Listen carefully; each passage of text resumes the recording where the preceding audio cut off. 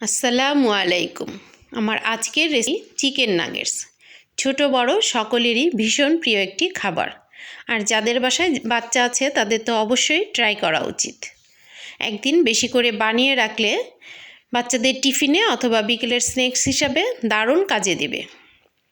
যারা আমার Facebook page থেকে দেখছেন তারা আমার পেজকে লাইক ও ফলো দিয়ে পাশে থাকবেন, আর যারা আমার ইউটিউব চ্যানেল থেকে দেখছেন তারা আমার চ্যানেলটিকে সাবস্ক্রাইব করে পাশে থাকা বেল আইকনটি বাজিয়ে দিবেন।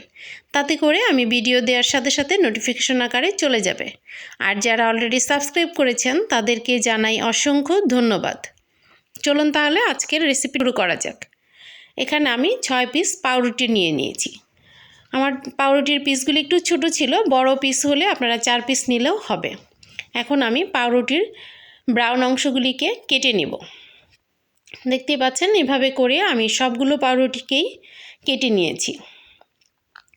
একটা বাটিতে আমি কিছুটা পানি নিয়ে নিয়েছি, সেখানে আমি পাউরুটিগুলিকে ভিজিয়ে হাত দিয়ে ভালোভাবে পাউরুটির পানিটাকে চিপে দিতে হবে। একটা ব্লেন্ডার জার নিয়ে নিয়েছি, এখানে আমি 1 কাপের বেশি মুরগির মাংসের কিমা দিয়ে দিলাম। আপনারা মুরগির মাংস হাড় ছাড়া মাংসটা নিয়ে এখানে দিয়ে দিলেও হবে, আর সেই চিপে রাখা পাউরুটির অংশটাও দিয়ে দিলাম।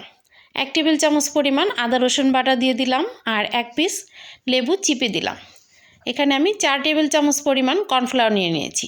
1 টেবিল চামচ পরিমাণ লাল মরিচের গুঁড়া দিয়ে দিলাম, আর 1 চা চামচ পরিমাণ গোলমরিচের গুঁড়া দিয়ে দিলাম। 2 টেবিল চামচ চিনি দিয়ে দিয়েছি। পরিমাণ মতো লবণ দিয়ে দিলাম, আর 2 টেবিল চামচ পরিমাণ সয়াবিন তেল দিয়ে দিলাম। 3 টেবিল চামচ পরিমাণ টমেটো সস দিয়ে দিলাম। এখন আমি সবগুলো উপকরণকে ভালোভাবে ব্লেন্ড করে নিব। ব্লেন্ড করার পর একটা চপিং বোর্ডের মধ্যে আমি কিছুটা তেল সবগুলো উপকরণকে নিয়ে নিয়েছি। এখন আমি হাতের মধ্যে আরও কিছুটা তেল মাখিয়ে এটাকে আমি 4 কোনা করে সমান করে নিলাম। এখন একটা ছুরি দিয়ে আমি সাইজ করে কেটে নিচ্ছি। আপনারা আপনাদের যেরকম ইচ্ছে এভাবে করে কেটে নিতে পারেন। একটা ডিমকে আমি ফেটিয়ে নিলাম, আর সেই কেটে রাখা নাগেটসগুলিকে আমি ময়দায় করে নিচ্ছি। ময়দায় ভালোভাবে কোট করার পর আমি এটাকে ডিমে ডুবিয়ে নিব। এখন ডিম থেকে উঠিয়ে আমি ব্রেড ক্রাম্বসের মধ্যে এটাকে দিয়ে ভালোভাবে কোট করে নিব। এভাবে করে কোট করে আপনারা ডিপ ফ্রিজে 1 মাস পর্যন্ত সংরক্ষণ করে রাখতে পারেন। এই তো এভাবে করে আমি সবগুলোকেই বানিয়ে নিলাম। এখন আমি এটাকে ভাজার জন্য চলে আসলাম। একটা ফ্রাই প্যানে বেশ কিছুটা তেল দিয়ে আমি গরম করে নিয়েছি। এখন আমি নাগেটসগুলিকে দিয়ে দিচ্ছি তেলের মধ্যে। এই তো আমি এটাকে উল্টিয়ে পাল্টিয়ে ভেজে নিব। আমার এক পাশ হয়ে গেছে, এখন আমি উল্টিয়ে নিচ্ছি।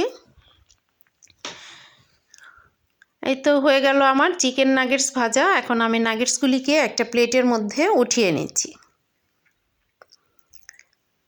এভাবে করে সবগুলো নাগেটসকেই আমি উঠিয়ে নিব।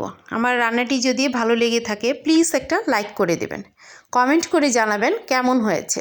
দেখতেই পাচ্ছেন আমি নাগেটসটাকে পরিবেশন করে নিয়েছি। নাগেটসের ভেতরটা পাচ্ছেন, আর এটা বেশ ক্রিস্পি হয়েছিল।